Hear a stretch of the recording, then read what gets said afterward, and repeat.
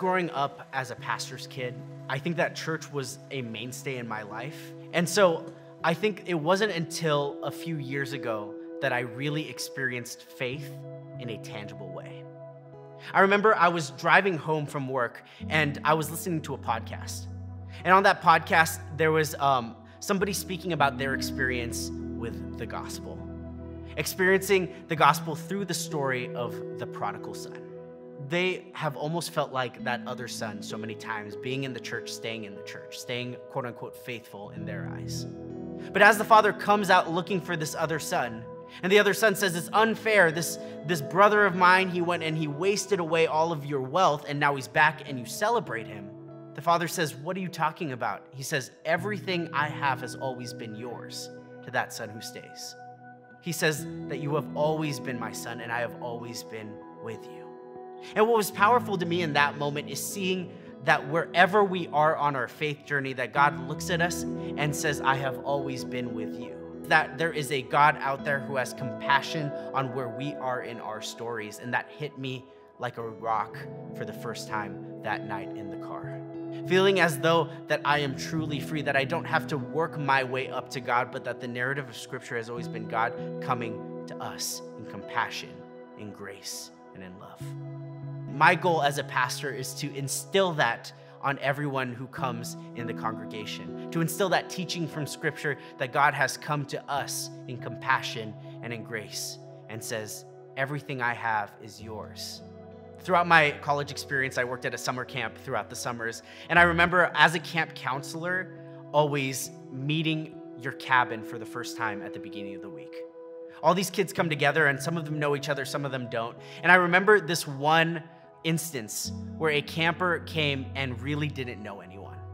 They were quiet, they seemed lonely. And so I remember bringing this up to some of the other staff at the camp. And what we tried to do was try to create places where this camper felt the warmth of the camp, felt the warmth of Jesus in their life. Through the cabin worships that we gave, what we wanted to do was specifically show just how much God cares for them and just how much a community can bring about a belonging that is powerful. And so I remember by the end of that week, that camper really was not doing well. They missed home. And through a turn of events, they unfortunately had to go home early that week. I remember being torn up about it. And so in the next year, I ended up being a pastor in the area near that camp.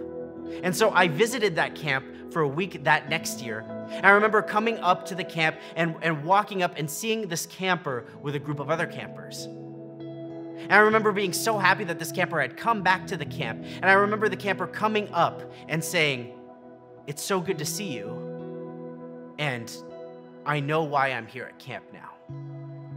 I feel like I belong here. And what that story showed me and what this instant showed me with this camper is the power of belonging in our lives and the power of communities of belonging where people fully feel seen and heard. Even if outside of these four walls, they may feel like they're alone, they know that they can come here and be affirmed simply as a child of God. In the last few months, I've started a position here at New Life SoCal as a part-time pastor. And so as I go out from here and as I try to implement things here at New Life, the hope is that these experiences of seeing the power of belonging and the power of faith in community can be a catalyst by which we can move forward in that love.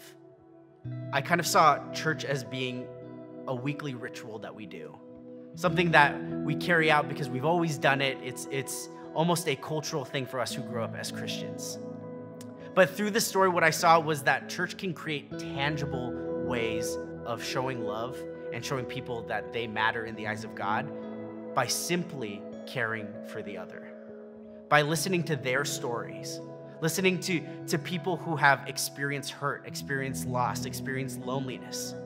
And what the church can do is gather around those people and show them that in this place, in this community, that you are fully seen and fully known.